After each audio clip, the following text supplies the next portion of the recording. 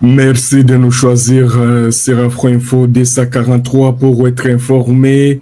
Mardi 25 novembre 2025, nous vous disons bienvenue à tous nos téléspectateurs qui nous suivent dans les 26 provinces de la RDC et en dehors. Nous allons nous rendre dans l'Est de la République démocratique du Congo où les combats se poursuivent entre les rebelles du M23 soutenus par l'armée rwandaise et les patriotes Wazalendo appuyés aussi par les forces armées de la République démocratique du Congo. Ce mardi 25 novembre 2025, les combats sont concentrés dans le territoire de Calais.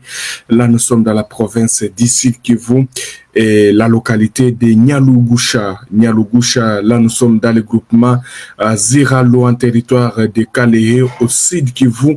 Et la cible des attaques est coordonnée par la coalition RDF 23 contre les positions des forces des résistantes de Wazalendo depuis tôt le matin de ce mardi 25 novembre 2025.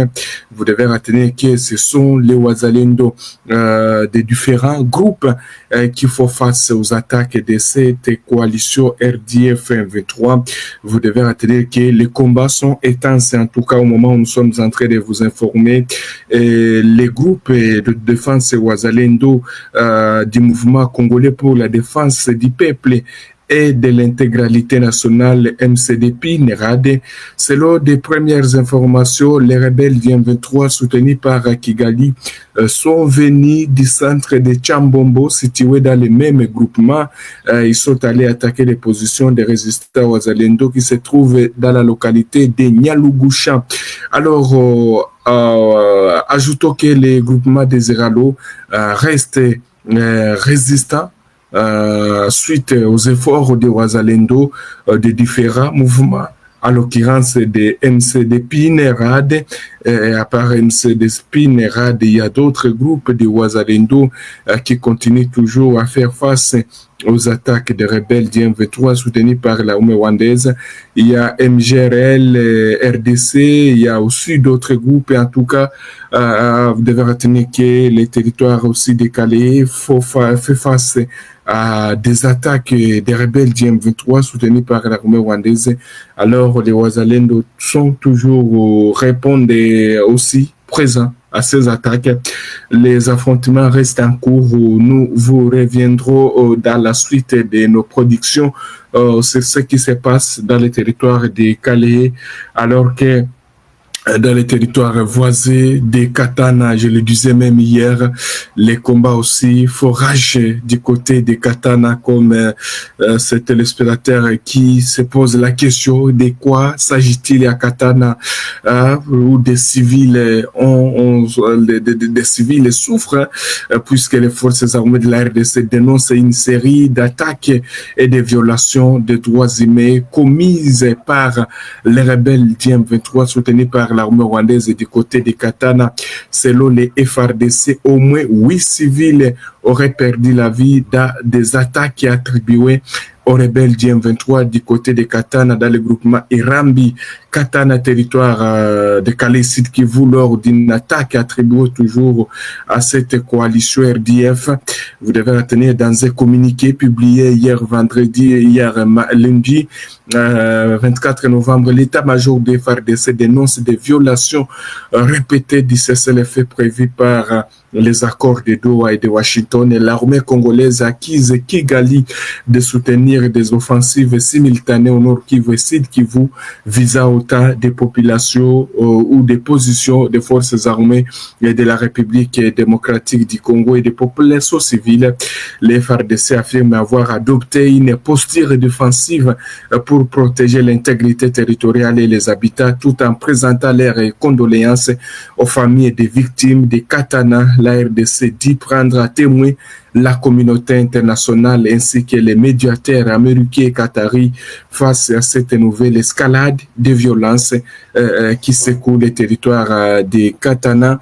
à la, veut dire Katana, alors que là nous sommes dans le territoire de Kabar, veut dire, alors que d'autres sources parlent au moins de 22 personnes qui auraient perdu la vie dans ces attaques toujours attribuées par les rebelles du M23, soutenus par Kigali.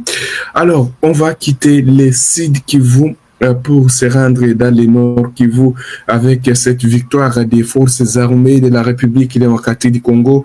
Hier, on le disait sur cette chaîne, la République démocratique du Congo, à travers les FARDC, ont réussi à écraser les rebelles du M23 soutenus par Kigali du côté de Bouimba, une localité qui était passée sous contrôle de la coalition RDF M23. Grâce à une contre-attaque, l'armée congolaise est déjà du côté de Bouimba et tout Bouimba a été libéré par l'armée congolaise et les Wazalendo. C'était la soirée d'hier après une contre-attaque. Les habitants sont en train de regagner encore dans l'agglomération de Bouimba. On nous signale que c'est mardi 25 novembre 2025.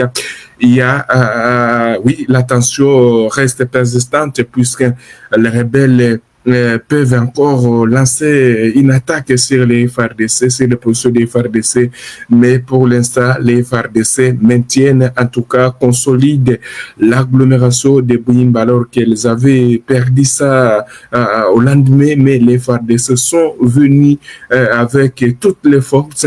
Et ils ont réussi à déloger la coalition RDF M23 dans l'agglomération de Bouimba, qui reste jusque-là contrôlée par les forces armées de la République démocratique du Congo et les résistants Wazalendo. Même ce mardi 25 novembre, pour l'instant, le calme règne toujours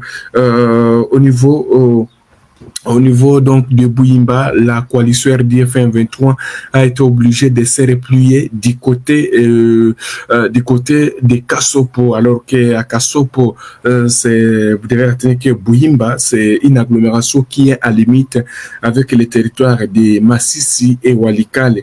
Alors les rebelles ont été obligés de se replier vu qu'ils étaient sous une grande pression. Ils ont été obligés de replier vers Kassopo, alors qu'à Kassopo, ils maintiennent des positions, 3 positions, et les Wazalendo aussi occupent une position au niveau de la colline de Kassopo, l'agglomération qui est passée. En tout cas, c'était une très bonne nouvelle puisque les rebelles commençaient déjà à se balader comme ça. Les FARDC n'avaient pas encore dit leur dernier mot. Ils ont réussi à renverser la tendance, la vapeur. Dans quelques minutes d'hier, on a vu la soirée alors que l'offensive des FARDC débutait la matinée d'hier jusqu'au soir. Les FARDC réussissaient déjà la mission de reconquérir encore l'agglomération de Bouimba, alors que plusieurs ménages de déplacés internes